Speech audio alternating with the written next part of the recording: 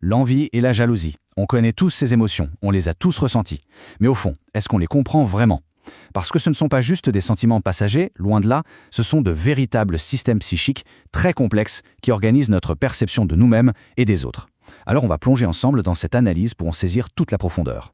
La première question qui vient tout de suite à l'esprit, c'est finalement, envie et jalousie, est-ce que ce n'est pas un peu bonnet blanc et blanc bonnet? Juste deux mots pour dire à peu près la même chose.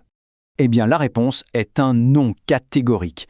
Et ce n'est pas juste une petite querelle de vocabulaire, attention. Confondre ces deux affects, ça a des conséquences bien réelles, et parfois très lourdes, surtout dans nos relations les plus intimes, là où ça peut faire le plus de dégâts. Parfait. Commençons par la première, l'envie. Pour bien la décortiquer, il faut la voir comme une dynamique qui prend racine dans une sensation de manque, une sensation vraiment douloureuse. Alors, ce qui est vraiment essentiel à comprendre ici, c'est que l'envie, ce n'est pas juste un désir. C'est pas « ah, je voudrais bien avoir ce que l'autre a ». Non, c'est une véritable douleur psychique. C'est d'être confronté, parfois violemment, au fait que l'autre possède quelque chose qu'on estime vital pour soi. Et cet écart, eh bien, il nous humilie. Pour vraiment piger comment l'envie opère, il faut la regarder sous 3 angles différents. Ces 3 dimensions. D'abord, comment elle pense. Ensuite, ce qu'elle fait ressentir. Et enfin, comment elle agit, au niveau le plus profond, le plus structurel.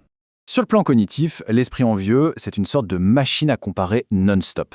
Il se focalise de manière quasi obsessionnelle sur les avantages de l'autre, tout en effaçant complètement ses propres qualités, ses propres atouts. Et à partir de ça, il se construit tout un récit où il est la victime d'une injustice fondamentale. Et ce qui est fascinant, c'est que la colère brute de l'envie, c'est socialement inacceptable. Du coup, elle se déguise.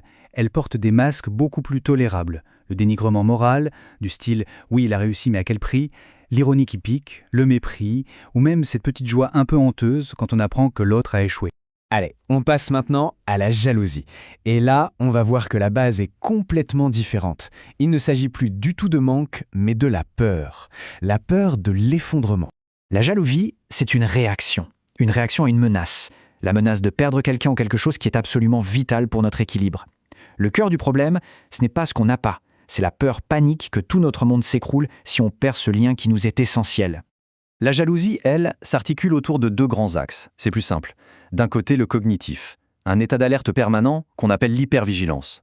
De l'autre, l'affectif, avec une émotion qui domine tout, l'anxiété de la perte. L'esprit jaloux, c'est un peu comme un radar. Il scanne en permanence son environnement, à la recherche de la moindre menace. Le plus petit signe un peu ambigu est tout de suite interprété comme une preuve de danger. Et ça construit des scénarios catastrophes. Le point crucial, c'est que l'incertitude est tellement insupportable que l'esprit préfère n'importe quelle certitude, même si elle est absolument terrible. Bon, maintenant qu'on a bien défini les deux, il est temps de les mettre côte à côte. C'est le moment clé, le face-à-face, pour que tout devienne parfaitement clair. Ce tableau y résume tout. Regardons ça ensemble. L'origine d'abord. Pour l'envie, c'est la douleur du manque. Pour la jalousie, c'est la peur de la perte. Rien à voir. La structure ensuite. Et ça, c'est fondamental. L'envie, c'est une histoire à 2. Moi contre l'autre. La jalousie, c'est un drame à 3. Moi, l'autre et le rival. Le mécanisme aussi change du tout au tout. L'envie attaque ce qui est bon chez l'autre, tandis que la jalousie, elle, cherche à défendre une relation. Et pour finir, l'affect, l'émotion centrale. Pour l'envie, c'est l'humiliation. Pour la jalousie, c'est la panique pure et simple. Mais alors, où est-ce que tout ça devient vraiment explosif? Eh bien, dans le contexte le plus intime qui soit, la relation amoureuse. C'est là, le creuset où ces 2 forces peuvent se rencontrer, fusionner et même s'alimenter l'une l'autre. Cette phrase, elle est géniale, elle résume parfaitement cette boucle toxique. En gros, j'envie les qualités de mon partenaire, son autonomie par exemple, cette envie nourrit la peur de le perdre, et cette peur, cette dépendance, elle ne fait qu'intensifier l'envie de départ. C'est un véritable cercle vicieux.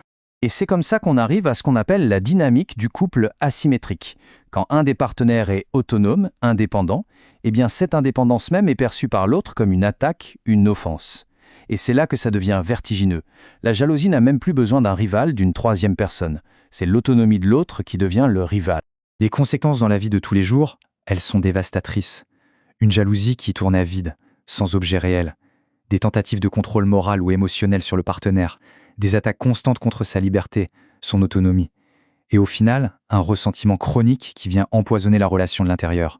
Et on termine sur cette pensée, c'est bien plus qu'une conclusion, c'est une véritable invitation à la réflexion. Ça nous dit que la clé, ce n'est pas seulement de comprendre l'autre, mais c'est d'abord de se comprendre soi-même. Aimer, au fond, c'est peut-être ça, accepter ses propres manques sans en faire porter le poids à l'autre.